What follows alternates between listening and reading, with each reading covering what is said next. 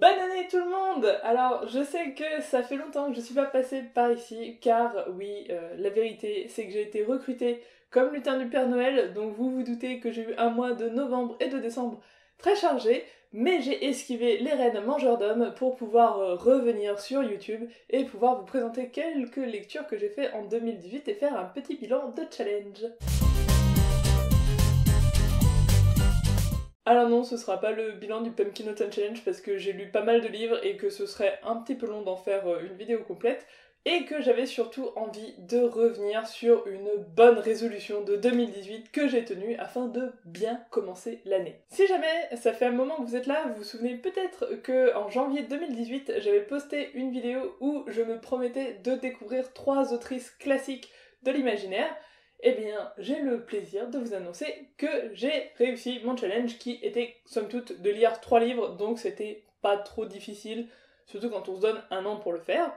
Et j'avais dit effectivement que je lirais peut-être plusieurs livres de chaque autrice, mais soyons réalistes, non, j'ai pas fait ça, hein. Je n'ai pas lu toute l'œuvre de Anne Rice, Ursula Le Guin et Anne McCaffrey, mais honnêtement, je crois que personne n'y croyait. Mais dans tous les cas, je suis très contente d'avoir fait ces lectures, parce que même si ça n'a pas été que des coups de cœur, c'est clair que j'ai compris pourquoi ces bouquins étaient considérés comme des classiques et pourquoi ils avaient marqué le genre.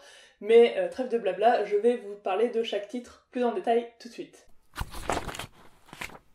Commençons par la petite déception de ce challenge, et je m'en doutais un petit peu, entre Louis et moi. Ça n'a pas du tout collé, et je pense qu'en ce qui concerne Anne Rice, je vais probablement m'arrêter après cette lecture d'entretien avec un vampire. Pour vous faire un bref résumé, nous avons Louis, un riche propriétaire terrien en Louisiane, complètement dépressif au XVIIIe siècle.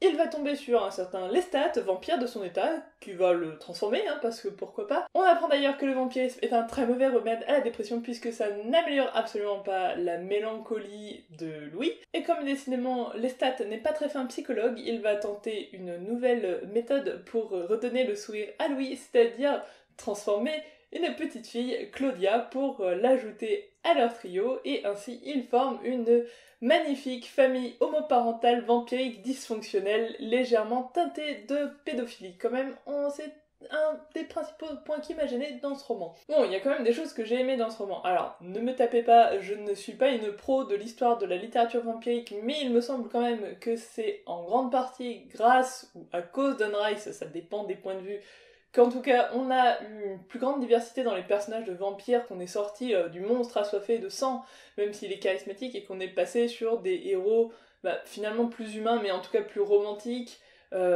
torturés par leur malédiction, etc. Enfin voilà, qu'on a eu vraiment le point de vue des vampires, d'un point de vue plus intéressant au niveau psychologique. Ça, c'était cool. Et d'ailleurs, le lore des vampires développé par Anne Rice, je l'ai trouvé très très intéressant. Il y avait pas mal de choses sympas. Il y avait aussi le personnage de Lestat, je savais que je l'aimerais bien, et ça n'a pas loupé, mais clairement, c'est pas suffisant pour moi. Surtout si vous savez, si vous avez lu Entretien avec un vampire, Lestat, on le voit pas tout le temps. Il y a quand même un gros morceau où il est pas là. Et aussi, la plume d'Anne Rice, elle est quand même super chouette. Bon, faut aimer les longues descriptions mélancoliques, mais niveau longue description mélancolique, franchement, on est plutôt sur le haut du panier. Il y a des passages qui sont... Non, vraiment, il y a des passages qui sont chouettes. Et oui, il y a une plume qui est très fine. Donc, c'était pas une lecture désagréable, loin de là. Et je suis, oui, contente de l'avoir lu parce que je vois en quoi ça a marqué l'histoire du vampire, ou en tout cas, le vampire dans la littérature. Je sais que certains, du coup, sont fans et que certains détestent Anne Rice à cause de cette transformation de la figure. Mais voilà, il faut le lire pour se faire son avis. Mais j'ai passé tout le livre à rager contre Louis. Pourtant, je suis pas chiante pour ce qui est de lire un roman où on a un personnage principal détestable ou en tout cas auquel on s'attache pas. J'ai pas forcément besoin de m'identifier au personnage principal.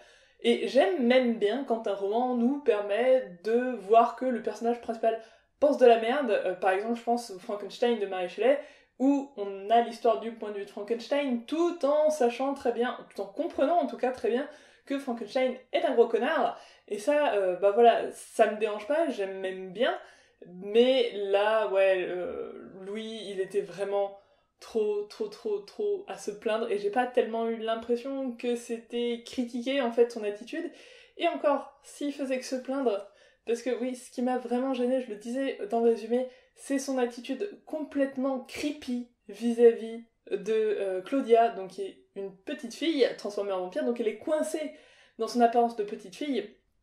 Et j'ai conscience que ça participe au côté fantastique, un peu horrifique du vampire, cet enfant, mais qui est aussi une femme en fait, puisqu'elle a quand même plusieurs centaines d'années à la fin, qui est donc aussi une séductrice, mais toujours dans un corps d'enfant, et on le rappelle très très souvent qu'elle a un corps d'enfant, et il y a une ambiguïté comme ça dans la relation avec Louis, qui vraiment m'a fait, mais cringe, tout du long, je peux pas. Je sais vraiment, voilà, j'ai découvert ma limite, enfin une de mes limites en littérature.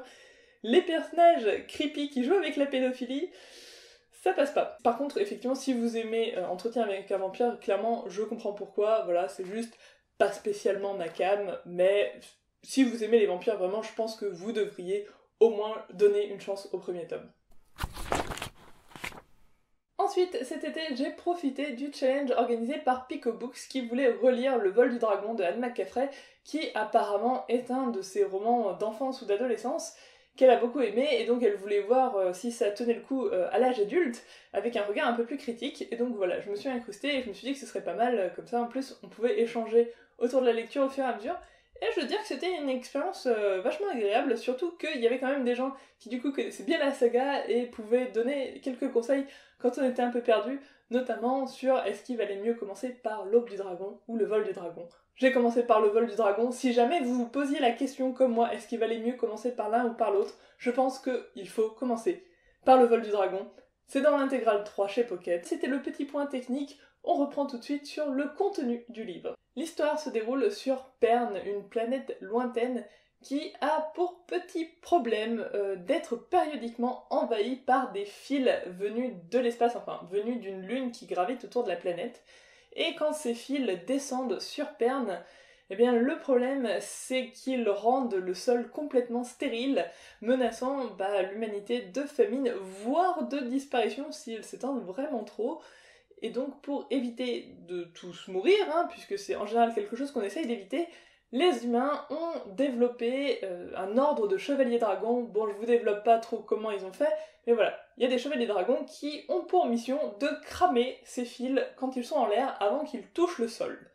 C'est relativement important, mais vous vous doutez bien que ces chevaliers dragons font face à tout un tas de problèmes, et là, c'est qu'ils sont tombés en disgrâce, parce que ça fait longtemps que les fils ne sont pas tombés, donc tout le monde a un petit peu oublié à quoi ils servaient, et du coup, face à la prochaine attaque qui arrive, ils ne sont absolument pas prêts. Honnêtement, j'y suis allée sans trop savoir à quoi m'attendre, je savais juste que c'était de la science fantasy et qu'il y avait des dragons, donc moi ça suffit à me vendre le truc, et j'ai été très agréablement surprise, c'est-à-dire que j'avais peur que c'est un petit peu mal vieilli quand même. Et c'est vrai que le style est un poil vieillot, enfin, on va pas dire vieillot, on va dire vintage, parce qu'en fait, ouais, j'ai aimé ce côté très classique, où on a en plus des personnages, voilà, c'est pareil, ils sont un petit poil dans les stéréotypes, c'est-à-dire qu'on a la jeune fille intrépide et un peu rebelle qui est en quête de vengeance et qui va se heurter au chevalier noble, froid et un petit peu avec un balai là où le soleil ne brille jamais. Et forcément, leur rencontre, ça va faire des étincelles, etc. Mais oui, bien sûr, après ils vont tomber amoureux. Donc là, on est un peu dans quelque chose de très classique. Mais voilà, ouais, j'ai bien aimé. Ouais, il y avait un petit quelque chose. Bon, par contre, c'est vrai que le côté vintage, ça a été trop loin sur les noms. Vous savez, les noms de fantasy ridicules qui se ressemblent tous et avec des apostrophes, c'est totalement ça, avec les flars, les fnors, etc. Enfin bref, c'est un peu ridicule, il faut bien l'avouer, mais c'est pas grave, on passe outre. Et après, sur tout ce qui est féminisme et culture du viol, je sais qu'il y avait plusieurs personnes qui avaient un petit peu peur, et notamment Kodalaya avait eu quelques problèmes dans sa lecture. En fait, j'ai trouvé que c'était pas si mal abordé que ça, mais là on rentre vraiment dans des points de détail et je voudrais pas spoiler, et en plus, ouais, c'est un débat pour peut-être un autre jour, mais en tout cas, si ça vous intéresse, venez m'en parler en commentaire ou je sais pas, sur Twitter, Discord, ce que vous voulez, parce que ça m'intéresse et j'ai plein de trucs à dire et j'aimerais bien avoir votre opinion. Mais voilà, c'est intéressant que si vous avez lu le bouquin, honnêtement. Et au-delà du côté vintage, je me suis vraiment prise au jeu parce qu'en fait, l'univers est super bien construit. Enfin, j'ai trouvé ça vraiment très intelligemment fait. au niveau des luttes de pouvoir entre différentes factions qui sont réalistes, vraiment, enfin, j'ai trouvé que c'était ultra cohérent, pas mal plus cohérent que d'autres sagas de fantasy que j'ai eu l'occasion de lire, même si on est dans un monde forcément complètement fantastique. Et c'est pareil sur l'évolution du monde à travers le temps, il y a un vrai travail là-dessus qui est fort intéressant. Et puis après, il y a le twist qui arrive vers la moitié du roman. Alors bien sûr, je ne vais pas vous le révéler, mais moi, c'était une très bonne surprise. C'est un thème que j'aime beaucoup, un twist, enfin un trope, on va dire, scénaristique que j'aime beaucoup. Donc je suis faible face à certains trucs, et clairement, ça m'a conquise quand ce passage est arrivé. C'est pareil, les connaisseurs savent de quoi je parle, et si vous connaissez pas, eh bien il ne vous reste qu'à lire le livre pour vous faire votre propre avis. Et en fin d'année, je l'avais dit dans ma vidéo du Pumpkin Autumn Challenge, je comptais enfin me lancer à la découverte de la plume d'Ursula Le Guin, qui est une grande dame que j'admirais énormément, et j'étais très triste d'apprendre son décès l'année dernière, mais je n'avais jamais lu ses livres car ils m'impressionnaient énormément.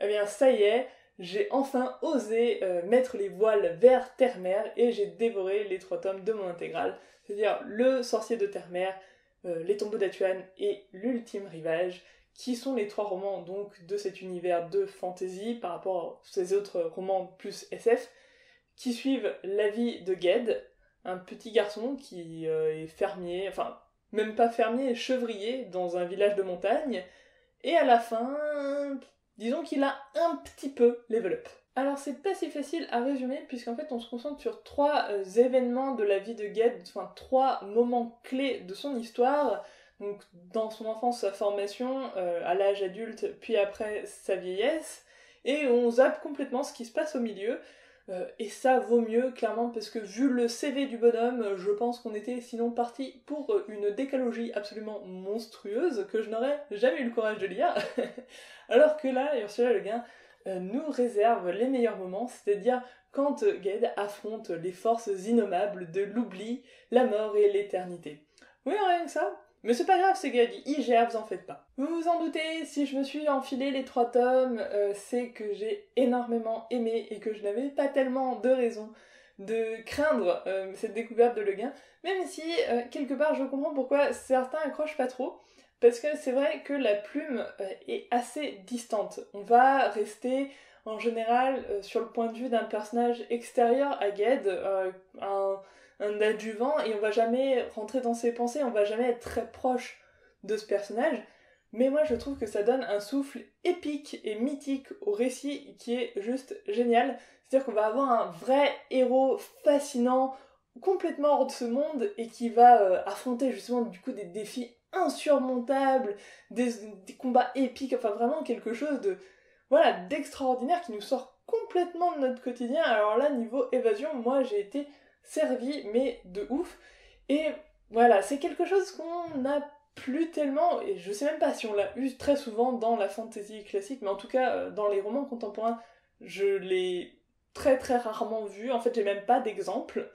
Et j'ai été ravie de découvrir une voie de la fantasy aussi unique, et de voilà, découvrir quelque chose que j'avais encore jamais lu. Et puis, s'il y a Ged, il y a aussi Terre-Mère, qui m'a autant, sinon plus, fascinée et donné envie de tourner les pages. Moi, après, il y a mes goûts personnels qui font que les paysages comme ça, d'océan, de mer, d'îles lointaines, les bateaux, tout ça, c'est quelque chose qui me touche.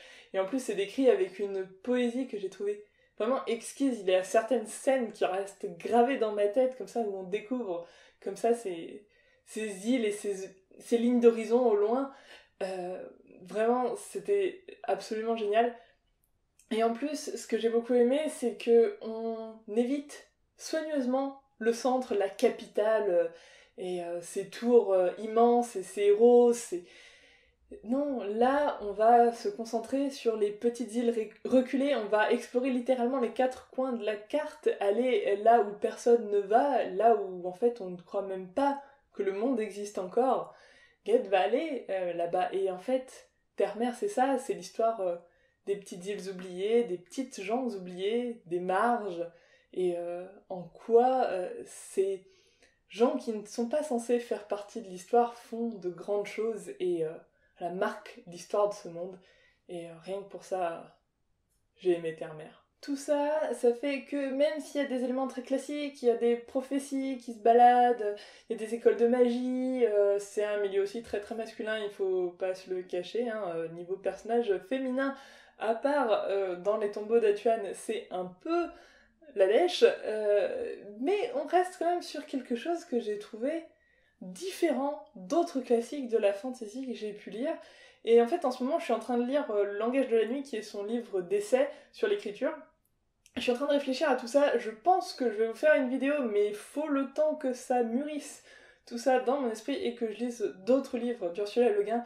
Mais vraiment, j'aimerais beaucoup vous faire une vidéo pour aller creuser qu'est-ce qui, dans son style et sa manière de raconter des histoires, en fait un classique aussi unique. Mais bon, enfin, vous savez à quelle vitesse je sors les vidéos, donc vous attendez pas à ça tout de suite, hein, mais promis, j'y pense. Voilà, c'est ainsi que se termine mon challenge des autrices classiques 2018, et je pense que c'était vraiment le bon format, c'est-à-dire que 3 autrices, 3 romans, ça me mettait pas trop la pression, il n'y avait pas trop de frustration, donc, comme c'était une réussite, j'ai décidé de rempiler pour 2019, et au passage de corriger le petit défaut que j'ai réalisé en lisant mes livres, c'est-à-dire que oui, j'ai pris que des autrices, mais j'ai pris aussi que des autrices blanches et américaines, en fait. Donc, je vais essayer de corriger ça un petit peu pour 2019, mais je ne vous dévoile pas tout de suite la sélection, je garde ça pour une autre vidéo que je vais essayer de sortir au plus vite, en tout cas avant la fin du mois de janvier. Je vous dis à la prochaine fois, lisez bien tout ça, portez-vous bien, passez un bon début d'année, et d'ici là, bye bye!